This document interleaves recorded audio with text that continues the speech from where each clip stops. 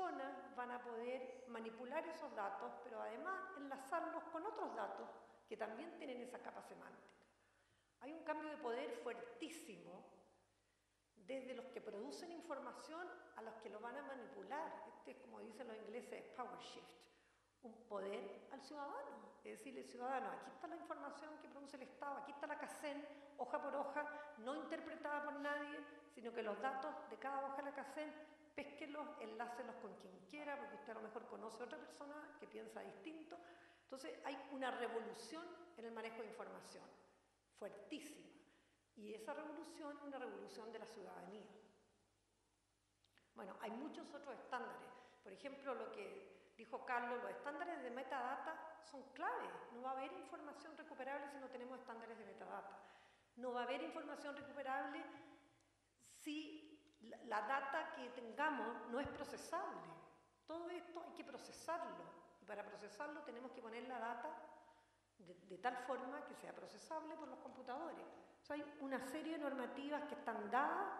En Chile hay grupos hablando de esto. Ayer mismo que tuvimos una reunión, la sociedad civil está súper clara con lo que es el Open Data. Nosotros estamos haciendo trabajos de Open Data para el tema de la ley, también para el tema del botón de transparencia nuestra, que la queremos convertir en algo así como especial. También para las reseñas biográficas de los parlamentarios, que también queremos que sean Open Data.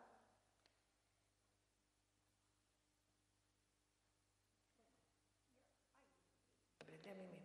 Son muchísimos los estándares que ahí los están viendo ustedes, no quiero dedicarme a ellos, pero sí que estén alerta. Yo voy a subir estas transparencias como siempre hago a este lugar, ¿cómo se llama el lugar de las transparencias? El SlideShare. Ahí las voy a poner, siempre las pongo para que las pueda usar la gente. Bueno, el tema de las buenas prácticas, nosotros, ¿qué hacemos aquí en Chile? ¿Quién va a definir las buenas prácticas? ¿Quién va a tener ese rol? ¿Los que están hoy día conversando o va a haber que crear otro ente? Bueno, aquí hay una pregunta que tenemos que contestarla, porque hoy día las buenas prácticas se van tomando cada uno a su aire, como hubiera dicho mi abuela española, digamos. El caso del archivo de Inglaterra, National Archives UK, yo los invito a explorarlo. Es como que si se hubieran parado, como estamos aquí nosotros, y esto hubiera sido Gran Bretaña, y Escocia, y Wales, y hubieran dicho, a ver, ¿cómo se produce la información? ¿Quién la produce? ¿Qué tipo de información? Y pensaron el país, lo pensaron, ¿desde qué punto de vista? Desde el ciudadano. Lo pensaron de qué valor le vamos a crear al ciudadano, qué valor público trae la información que ponemos. Porque si ponemos información que nadie la puede reutilizar, ponemos información que nadie la puede encontrar, no nos sirve. Entonces ellos hicieron un trabajo de muchos años. Cuando partió la FOI, la Freedom of Information, el año 2000, se demoraron 5 años en echarla a andar. Aquí 2 años estamos ya. Y me acuerdo haber escuchado al que estaba a cargo en Inglaterra cuando decía que estaban encuestando a 100.000 bodies, como decía él, a 100.000 entidades de toda Gran Bretaña para identificar qué producían y qué tipo de información traían, hasta que echaron a andar el 2005. El caso, pusimos una transparencia que fuera como de alegría, porque en realidad están trayendo mucha exploración la gente de Gran Bretaña, también la gente de Australia, pero yo no he estudiado bien, me he metido mucho en Gran Bretaña. Vean el web, porque el web es un web dinámico, es como el anti-web del archivo. Estamos hablando de sexo, yo diría que es un web con glamour, es un web que tiene mucho glamour, en que todo el lenguaje, por ejemplo, que me encanta un lenguaje que dice get involved. Entonces todo el lenguaje tiene que ver del otro, no del producto. Y aquí es donde yo digo que hay que cambiar la forma como miramos los archivos. Si los miramos como productos, está bien, con el rigor que tenemos para crearlos como productos, pero los tenemos que mirar como experiencia de usuario, digamos. ¿De qué les sirve si hagamos maravillas y nadie los usa porque no hay una buena experiencia? Las promesas que hace el Archivo Nacional, que la primera cosa que uno abre, entonces salen unas cajitas con sus promesas, tac, tac, tac, tac. Bueno, entre ellas están las de la conservación digital, que les preocupa mucho porque preservación digital tiene que ser a lo largo del tiempo. Cambia un estándar de preservación, como yo estuve en los archivos nacionales de Estados Unidos. Eran rumas y rumas de cintas que nunca más nadie pudo leer porque cambiaron los estándares. Ahora ayer me contaba el profesor Sassman que en la Biblioteca del Congreso de Estados Unidos tuvieron que crear un museo de computadores para poder ver la información. Tienen un museo de computadores para poder ver la cinta. Entonces, que no nos pase eso. Entonces, ellos ponen especial atención en eso. Y después me gusta mucho la última, que es ser un líder de la gestión de información pública. Digamos, se dan esa vuelta, se provoca una forma distinta de ver los archivos, orientada totalmente a generar valor público, a que los ciudadanos hagan con la información lo que quieran hacer, pero esa promesa hay que cumplirla dando ciertos estándares y cierta forma de manejar la información. ¿Qué ganan los ciudadanos con un buen archivo? Bueno, aquí yo puse algunas cositas. Ganan, si está bien hecho, primero que esa información sea confiable, ganan si la pueden reusar fácilmente, es decir, si por ejemplo, si nos preocupamos solo del formato y no del contenido, nadie va a poder comparar una serie de información del año pasado con una nueva serie de una repartición pública que cambiaron el ordenamiento del contenido. No sirve. Se lo escuchamos el año pasado en el IFAI en México, cuando los centros de estudios decían, pero es que no podemos seguir a los ministerios porque los ministerios van cambiando la forma de presentar su información en contenido, no estábamos hablando de formato, y no podemos sacar datos. Entonces, la relación con la ciudadanía no es llegar y poner la cosa arriba, es hacerse cargo de que hoy día la gente maneja software, que quieren tener los datos dentro de sus computadores, que no quieren tenerlos al otro lado, que sean encontrables, sean usables, bueno, un alto de cosas que ustedes probablemente ya lo deben saber. Si no lo saben, bueno, el Archivo Nacional desde mi punto de vista es una preocupación prioritaria. Y también a mí me preocupa que dentro de dos organismos del Estado no haya conversaciones, y que yo esté hablando del Archivo Nacional aquí. Me preocupa eso también.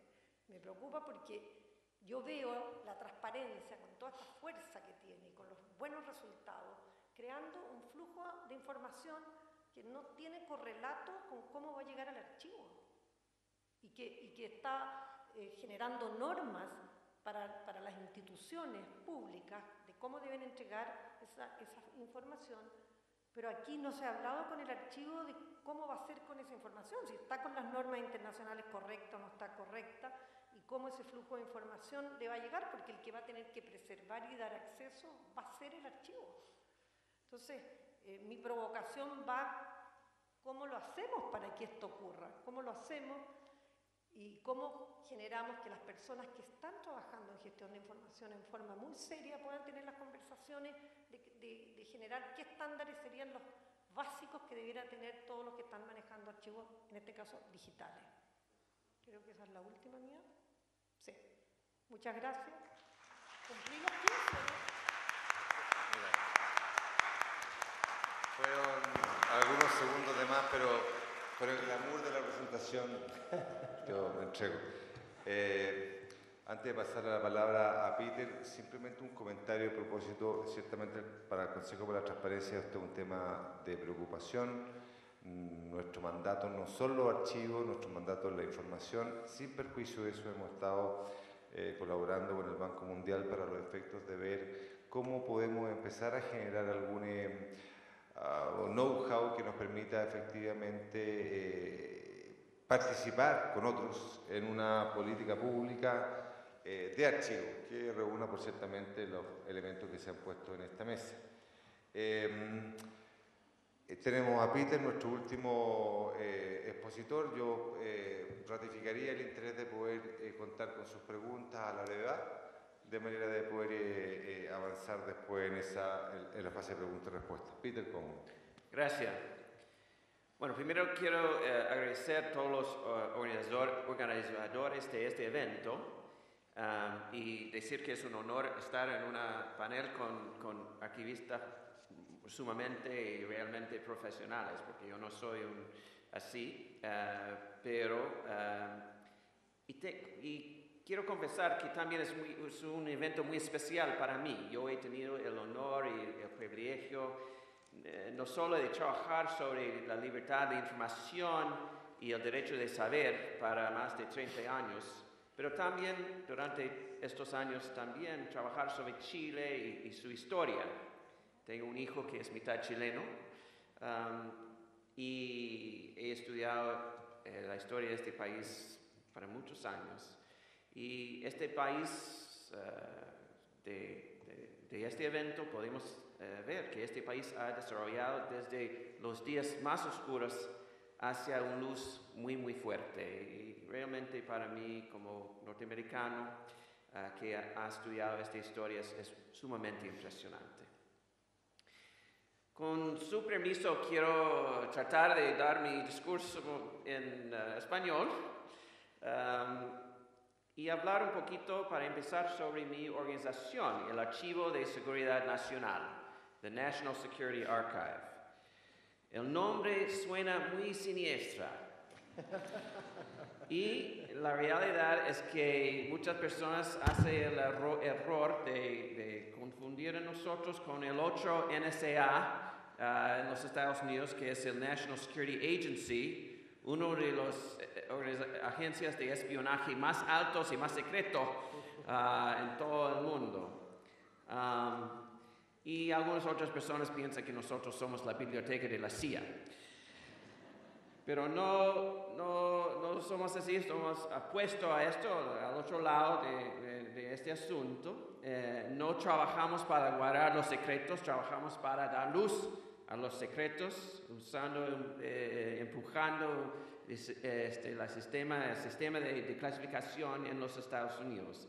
Somos una organización que trabaja para la causa de transparencia y el derecho de saber en los Estados Unidos y alrededor del mundo, para avanzar estos principios que estamos discutiendo en estos 2 días.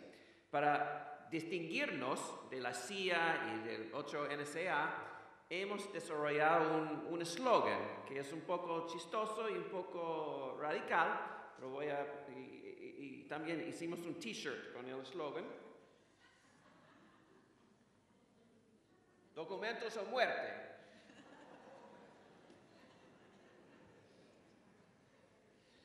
Yo mostré este t-shirt a Fidel Castro y él no vio la chiste, ¿no? Bueno, en nuestra organización tenemos 3 roles, usamos 3 sombreros realmente. Somos un archivo, desde que este es un panel sobre archivos. Puedo decir que nuestro archivo es un archivo privado, público pero privado, no del gobierno. Colocamos documentos, buscamos documentos, colocamos documentos y publicamos colecciones bien, ¿cómo se dice? Cataloged y indexed. Hemos publicado más de 25 colecciones de todos tipos de asuntos históricos sobre la Guerra Fría y la política de los Estados Unidos frente a otros países en el mundo. Nuestras colecciones tienen que ver con armas nucleares, con decisiones presidenciales sobre seguridad nacional, con países como Guatemala, Perú, y nuestra próxima colección, tengo el honor de anunciar aquí en Santiago, es sobre Chile. 2.500 documentos, una colección que tiene que ver con el rol de los Estados Unidos en este país, la represión de la dictadura de Pinochet y el regreso de la democracia a Chile también. Y estamos trabajando en esto ahora. También publicamos documentos en nuestro website. Tenemos más de 200 briefing books electrónicos en el website de colecciones